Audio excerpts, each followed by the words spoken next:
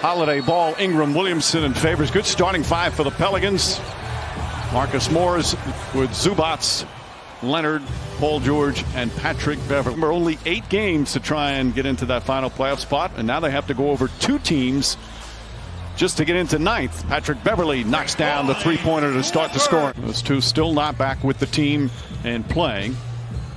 Patrick Beverley, of course, has returned. Shamet, Zubats' return as Paul George rattles into 3. But again, because he has hardly played any kind of 5-on-5, as Paul George off to a red-hot start. And he was 3rd in the voting for MVP last year. But there's still people when you talk, oh, list the elite. How about this start for Paul George? 3 for 3 from downtown.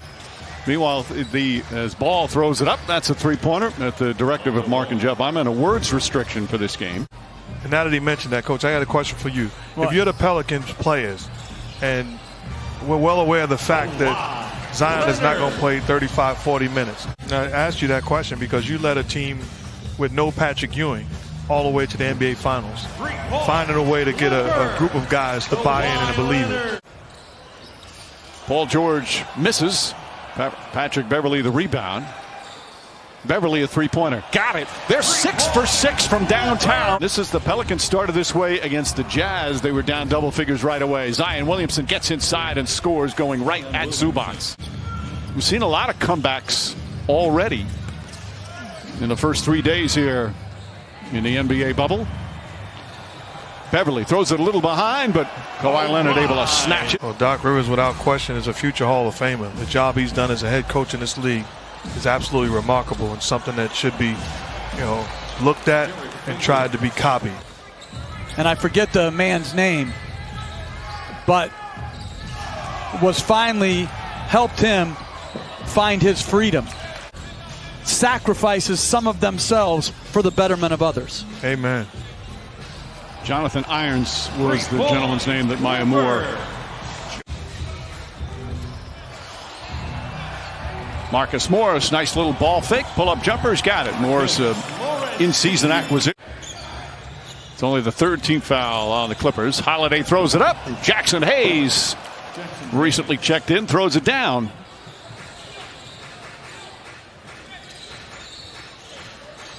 Landry Shamet drills a three-pointer. To come off, be balanced, and shoot the 3. Terrific shot. Oh, nice ball fake from Drew Holiday, his 2nd field goal. Meanwhile, Jackson knocks it out of Hayes, the rookie's hands, and now goes down and lays it up and in. Jackson.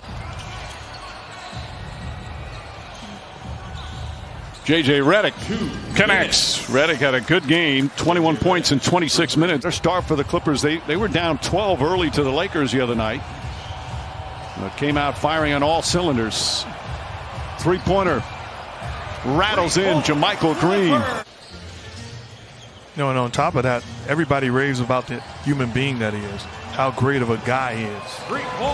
A long three-pointer from Kawhi Leonard. Nico Lomelli, the 29-year-old rookie from Italy, with a rebound. Williamson running the floor. Nice advance pass from Frank Jackson.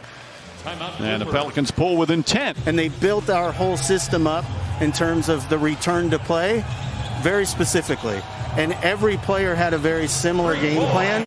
In the midst of protecting the future of the franchise, they're trying to win games, and that could cost somebody their job or a player being traded. And that's the the elephant in the room right now. Patrick Beverley, another 3. 13 three-pointers in 17 minutes. He's played in the NBA, 13 for 13. Zubats cleans up the mess and throws it down. And it's back up to 19. Kawhi Leonard stops. George, right corner 3, got it. 4 for 5 from downtown. So they're past halfway there, and we still have 5.5 to go in the second. Ingram connects on a three-pointer.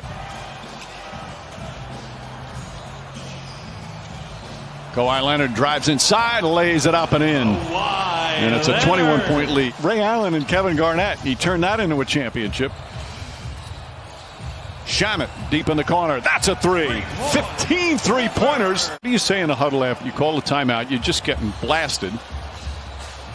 Well, first of all, I don't like the way we came off the court. You know, Sometimes I had to talk myself into not tripping as much. Alvin Gentry is going to be tripping at halftime. His team down 33. Nice feed inside. It's in Chicago against the Bulls. Bad pass. Turnover number 12. Jackson to the basket. Layup is good. And I don't like this when I see. and I'd erase everything off the board because it doesn't matter. What matters is we begin to compete at the level that we become accustomed to competing at, because that energy, that effort, that enthusiasm across the board. Because you don't put your body in front. I've seen a lot of guys step out of the way of Williamson as Leonard scores in the low post. Ingram, baseline jumper is good. Brandon Ingram with a couple of buckets here to begin the third. He's in double figures. Filling out this roster completely. Even the Chris Paul trade, when you're under the gun as George hits another three, depth of players, Beverly, Lou Williams. As Ingram knocks it down. Nice spin move, Paul George. Shot blocked by Favors. Here comes Josh Hart. And banks it home. Ingram guarding George. George drills another three. 6 for 9 from downtown. A lapse in judgment. That is disrespectful, and I think has to be adjudicated appropriately. Remember, the Clippers, they're missing two key players, two of their highest scorers as well. George again, another three-pointer. That's his 8th of the game. I think it was like 3 feet. Zubac the rebound. Well, players trying to do something to keep themselves occupied. Reggie Jackson with the 21st three-pointer. Chasing down the record and made an all-out attempt to break the record to the point where we had to intentionally foul them because it got to be, you know, a joke of a game. Both of them come out with 2 strong games. J.J. Redick knocks down the three-pointer. Wasn't drafted after 4 years at Alabama, but he's had, you said, a nice fit off the bench here. So Alvin Gentry's emptied his. Good-looking group of fans, though. Alexander Walker, the spin move, drives into traffic, layup shot, bounces around and drops through.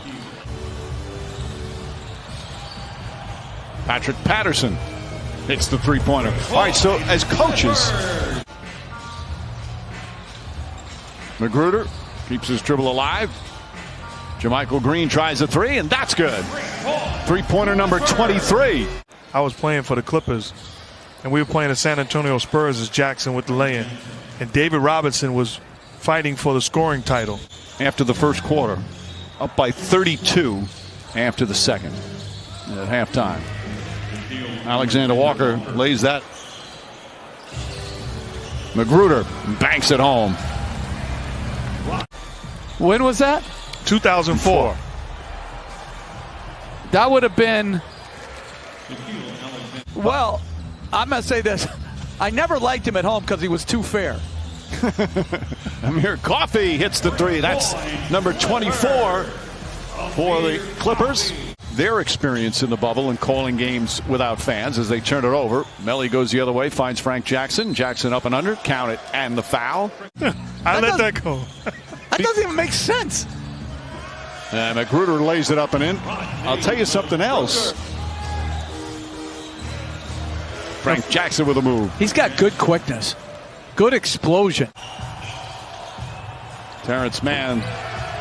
And there's the three-pointer. They now have set the franchise record, and the players knew it because they all are up there. That's the 25th three-pointer. And this Clippers blowout comes to an end. What a performance from the LA Clippers. 25 of 47 from downtown.